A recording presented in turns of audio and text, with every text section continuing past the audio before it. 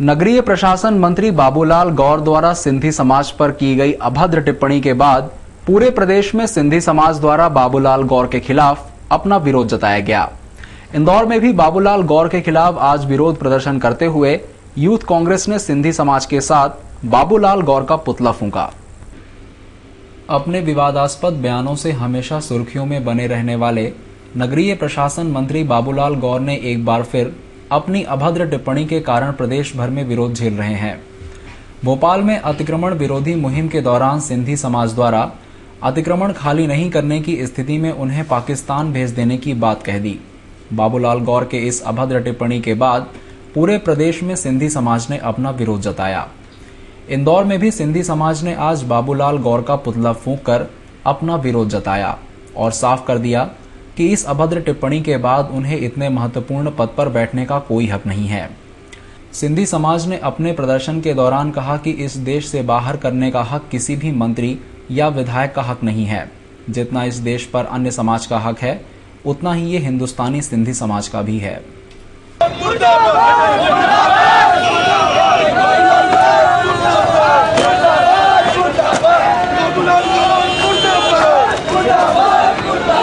भैया साइड में।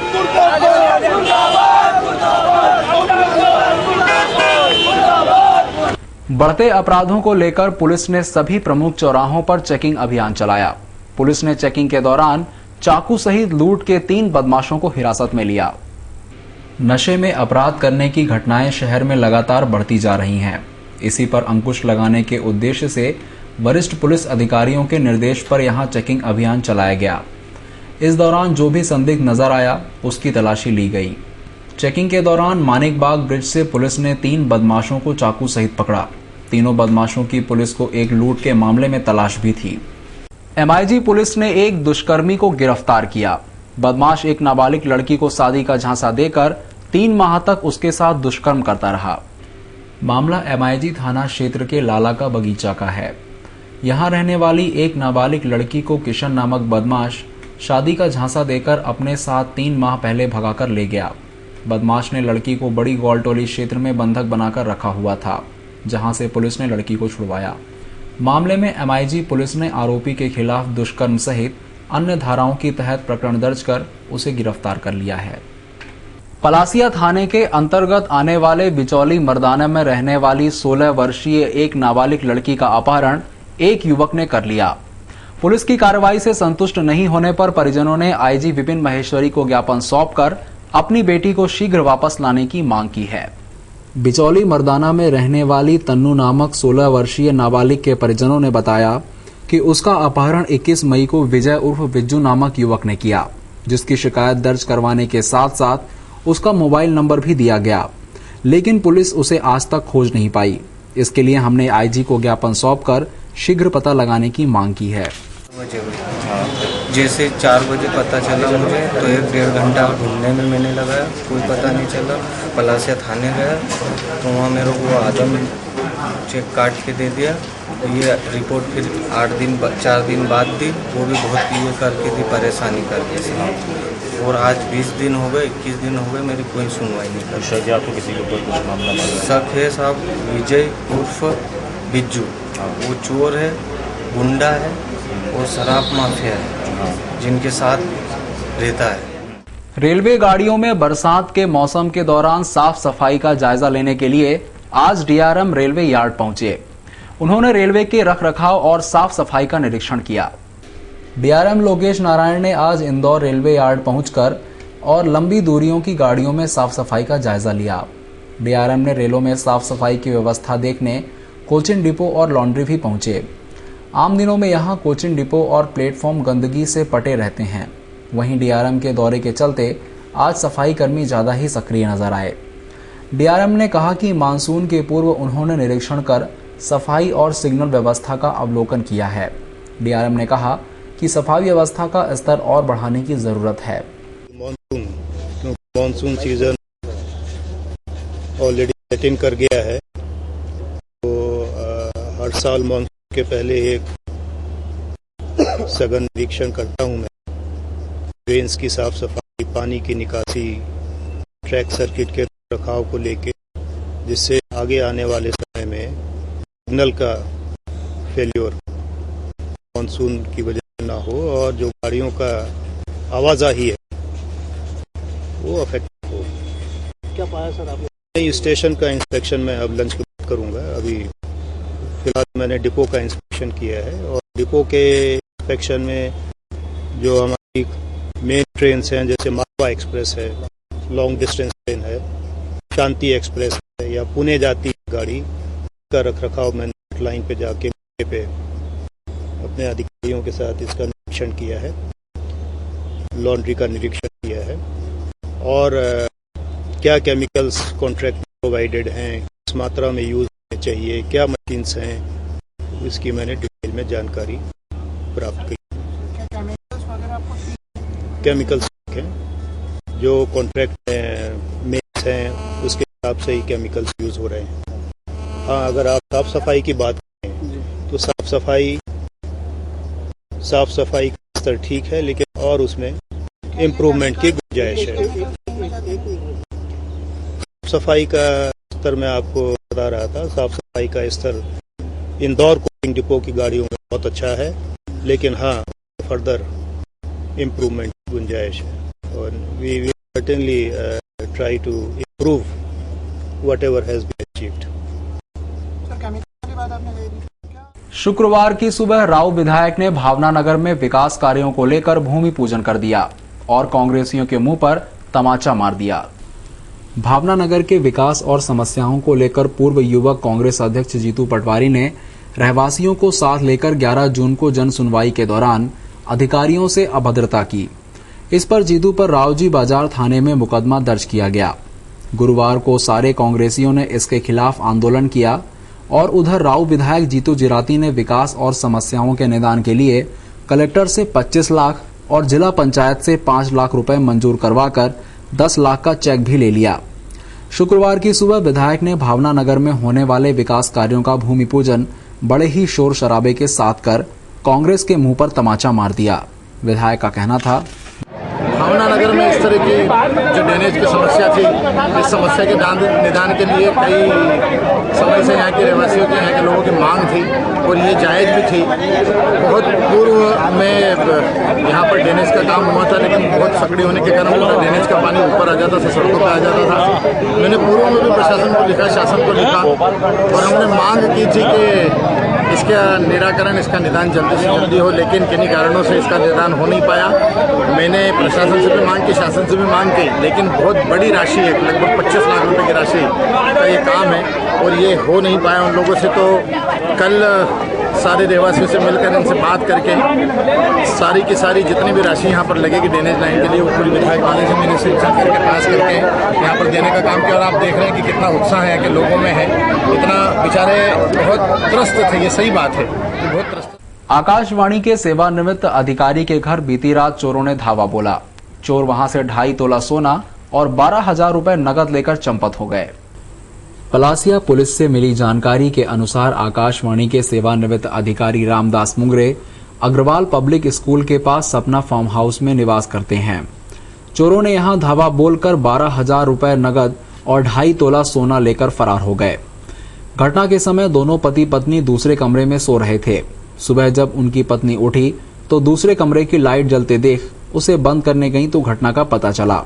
पुलिस ने शिकायत दर्ज कर चोरों की तलाश शुरू कर दी है। घटना की जानकारी देते हुए मुंगरे के साले का कहना था,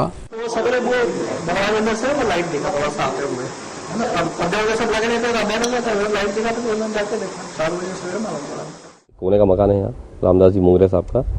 यहाँ पर रात में बदमाशों ने ग्रिल निकाल कर एक वारदात की है। ये अच्छा हुआ कि ज़्यादा कुछ सामान था नहीं, इसलिए ज़्यादा कुछ सामान गया नहीं है। एक डॉगी भी है इनके पास, बता रहे हैं कि अच्छा खासा वो भी है, लेकिन उसके बावजूद भी क्या पता क्यों उसने कोई रिस्पांस नहीं दिया। तो अब देख रहे हैं घटना को, FSL वगैरह आई है हमारी, देखते हैं क्या होता है इसमें। कितना सामान गया सर? सामान ज़्यादा कुछ गया नहीं है, चूड़ियाँ गई हैं कुछ और 2.5-3-4 तोले का सामान बता रहे हैं, ज़्यादा नहीं।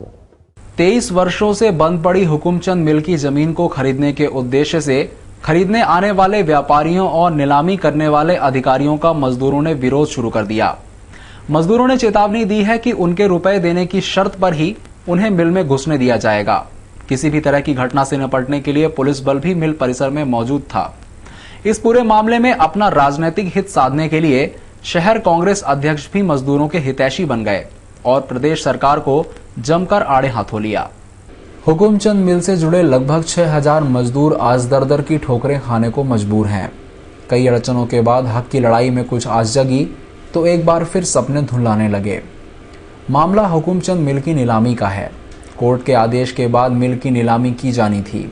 आज मिल के मजदूरों ने उन सभी व्यापारियों का विरोध करने की घोषणा कर दी जो इस जमीन को खरीदने का प्रयास करेंगे। मिल मजदूरों और मजदूरों की विधवा महिलाओं ने निर्णय लिया है कि उनके हक के पैसे नहीं मिलने तक किसी भी खरीदार को इस मिल में नहीं घुसने देंगे।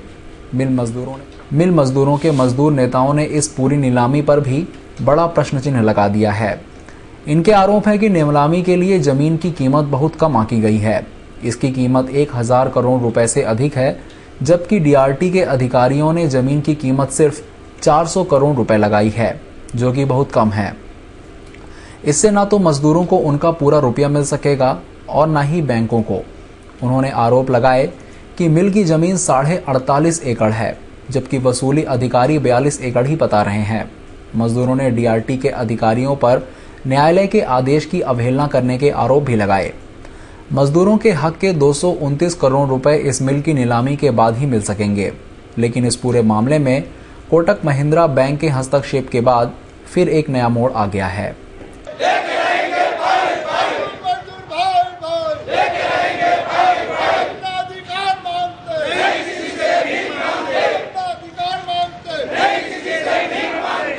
तो आज जो डीआरटी कोर्ट के जो अधिकारी आ रहा है उनके खिलाफ हमारा पूरा प्रदर्शन है। ये तो अभी क्या जाहिर सूचना आई उद्योग विभाग की, तो शासन के खिलाफ हमको बोलना पड़ रहा है, क्योंकि शासन के कारण ही जो कुछ हमारी आज दुर्दशा हुई है।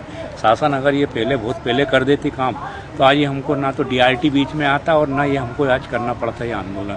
7 साल से शासन से भी हम जुड़े हैं, शासन के नेताओं से, मुख्यमंत्री से अनेकों बार चर्चा करी, उद्योग मंत्री से करी, क्षेत्रीय विधायक और सुमित्रा महाजन सांसद हैं, उन्होंने तो हमें लिखित में पत्र दिया था जिस समय हम भूख हड़ताल में बैठे थे कि हम 1 माह के अंदर आप आंदोलन स्थगित कर दो, भूख हड़ताल, हम 1 माह के अंदर आपका काम करा देंगे। चूँकि अब ये काम नहीं हुआ तो हमारा आज का तो ये जो डीआरटी कोर्ट की जो दोहरी नीति आई है कि 400 करोड़ में हम ज़मीन बेचेंगे और इसके टेंडर वाले निकाल दिए। इसमें 20 मार्च 2013 को आदेश हुए हाईकोर्ट के, माननीय प्रकाश श्रीवास्तव जी ने जो आदेश करे हैं उसके अंदर बीती रात एमआईजी थाना क्षेत्र के संजय नगर ड्यूप्लेक्स के एक मकान के अंदर खड़ी कार और बाइक में फायर गैंग के सदस्यों ने आग लगाने के साथ साथ पेट्रोल बम घर में फेंककर मकान मालिक की जान लेने की कोशिश की।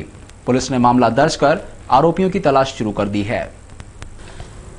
एमआईजी पुलिस ने बताया कि बीती रात संजय नगर डुप्लेक्स में रहने वाले राजेश्वर सार ने शिकायत दर्ज करवाई है कि उनके घर के अंदर खड़ी एक इंडिका कार और पेंशन बाइक को 4 बदमाशों ने पेट्रोल डालकर आग लगाने के साथ साथ घर में पेट्रोल बम बनाकर फेंका।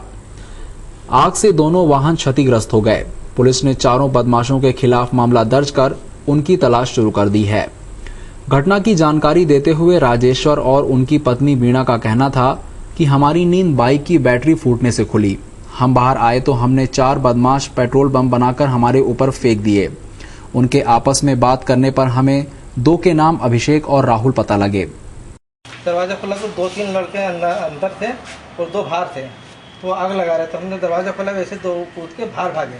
इधर देख बाहर कूद के भागे वो जला के, और वो चिल्ला रहे थे अभिषेक और राहुल करके। एक अभिषेक था, इसको हमने पहचान लिया था, अभिषेक तिवारी, और एक जो उसका साथी था वो राहुल करके चिल्ला रहा था। उधर से 2 बोले जल्दी आओ, तो 2 बाइक वाले आए, उनको बिठा के और कंपाउंड के अंदर एंटर किया उन्होंने, और बाइक पे पेट्रोल चलाकर उन्होंने जला डाली बाइक को, और कार में आग लगा दी उन्होंने। और पेट्रोल के बम थे उनके पास, बॉटलों में पेट्रोल डली हुई थी, और गंदी गालियां दे रहे थे वो लोग, जान से मार डालेंगे, जान से मार देंगे। जब इसका बम इसका ये पेट्रोल टैंक फूटा तो हम लोग बाहर आए, तो हम लोगों ने देखा कि वो लोग यहाँ पर जला रहे हैं, पोर्ट्स के अंदर हैं, और बोल रहे हैं जान से मार देंगे। और ये शुक्रवार की सुबह एमवाय अस्पताल के सामने अंध गति से आ रहे रिक्शा ने बाइक पर अपने पिता के साथ जा रही युवती को टक्कर मार दिया, और बाद में चालक ने अपनी चप्पल से युवती की पिटाई कर रिक्शा छोड़कर फरार हो गया। पुलिस ने रिक्शा जब्त कर चालक की तलाश शुरू कर दी है। संयोगितागंज पुलिस के अनुसार आज सुबह माया बाथम नामक युवती अपने पिता के साथ बाइक पर जा रही थी। अभी वह एमवाई के सामने पहुंची ही थी कि पीछे से आ रहे ऑटो रिक्शा चालक ने उसे टक्कर मार दी और बाद में चालक ने अपनी चप्पल निकालकर उसकी पिटाई कर दी और भाग गया।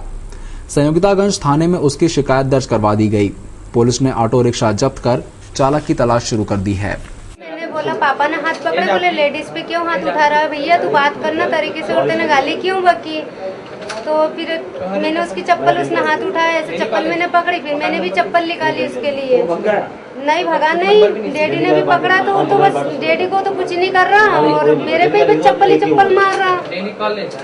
अच्छा, आपको वो होटल वाले से बोल रहे हैं लेडीज को क्यों मार रहा है भैया, लेडीज को मेरे तो 15 दिन तक तो भर्ती, मेरे को कल ही छुट्टी हुई है, सुई वगैरह लगी। पकड़ लिया? हाँ। किसने पकड़ा? क्या ऑटो किसने पकड़ा? ऑटो हमने ही पकड़ा है। रिक्शा फिर ना छाने थाने फोन लगाया मैंने। क्या हुआ? वो भाग गया, रिक्शा हम इधर करने लगे, इतनी देर में भाग गया वो। डरे नहीं तुम? नहीं, मैं काहे के लिए डरूं, जब अपन ने कुछ नहीं करा तो काहे के लिए डरूं। ऑटो? हाँ, ऑटो पकड़ के मैं थाने ले आई।